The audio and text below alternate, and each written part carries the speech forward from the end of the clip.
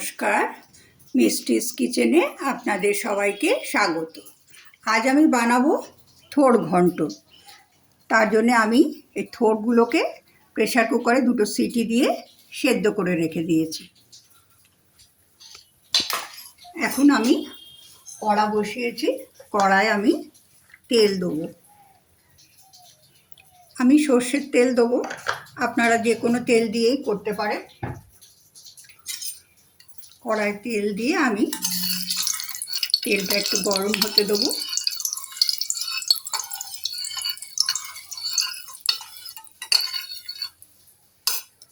তারপরে কতগুলো আলু আমি ছোট ছোট করে কেটে রেখেছি, আলুগুলোকে আমি ভেজে নেব।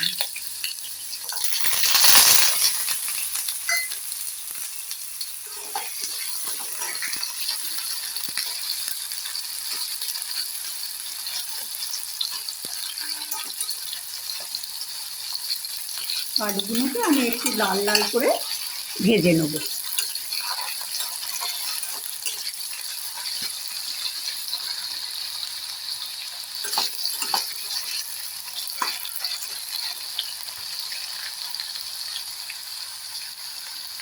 আলুগুলো আমার লাল লাল করে ভাজা হয়ে গেছে।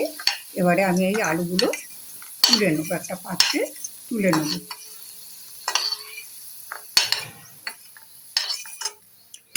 এই তেলেই আমি দেবো গোটা জিরে, 2টো তেজপাতা আর 2টো দারচিনির টুকরো, 2টো ছোটো এলাচ ফোড়ন দেবো। ফোড়ন দিয়ে কয়েক সেকেন্ড একটু নাড়াচাড়া করে আমি এর মধ্যে দেবো ছোটো একটা টমেটো এবং আদা বাটা।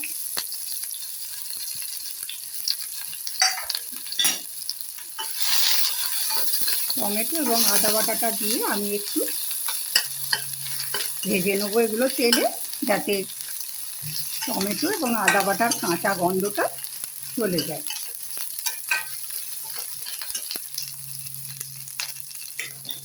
আমি এর মধ্যে সামান্য একটু জল দেবো। আমি থোড় সেদ্ধ করা জল থেকে একটু জল দিলাম, দিয়ে আমি এর মধ্যে কটা মশলা অ্যাড করব। এটা আমি দেবো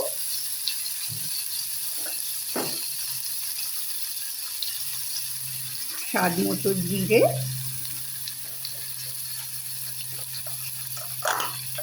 স্বাদ মতো ধনে এবং স্বাদ মতো হলুদ গুঁড়ো দিয়ে আমি এগুলোকে একটু কষিয়ে নেব। এবার আমি এই সেদ্ধ করে রাখা থোড়টা এর মধ্যে দিয়ে দেব।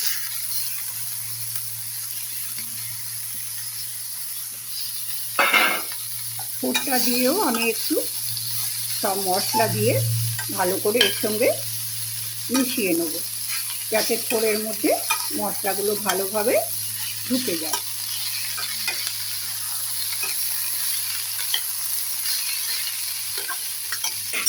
এবার এই আলুগুলো আমি দিয়ে দেবো সেদ্ধ করা, আর দেবো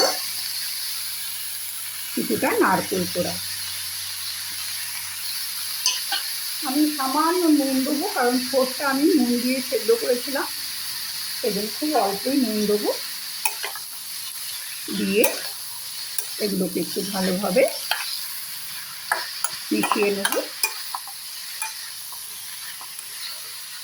আমি এর মধ্যে সামান্য মিষ্টি দেবো, কারণ নিরামিষ রান্না একটু মিষ্টি মিষ্টি না হলে ভালো লাগে না। মিষ্টিটা আপনারা আপনাদের স্বাদ অনুযায়ী বা পছন্দ অনুযায়ী দেবে, যে যেরকম মিষ্টি পছন্দ করে সেই রকম দেবে।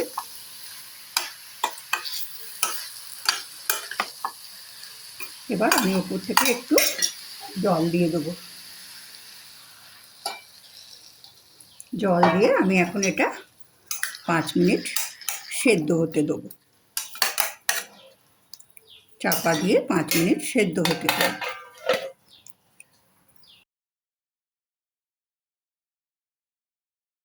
থোড় ঘন্টটা হয়ে গেছে। আমি মাঝখানে অফ ক্যামেরায় 4টে কাঁচা লঙ্কা দিয়ে দিয়েছিলাম, সেটা আপনাদের দেখাতে ভুলে গেছি। এবার আমি ওপর থেকে একটু গরম মশলা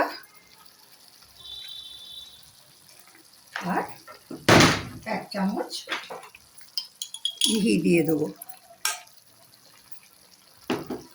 আমার থোড় ঘন্ট তৈরি। এবার আমি গ্যাস অফ করে দেবো।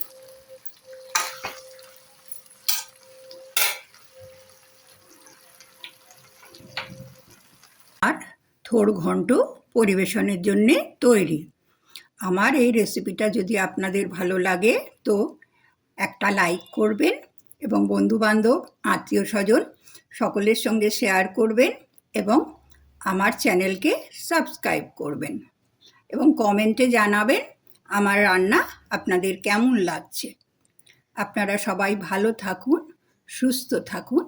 আবার দেখা হবে পরের কোনো ভিডিওয়ে।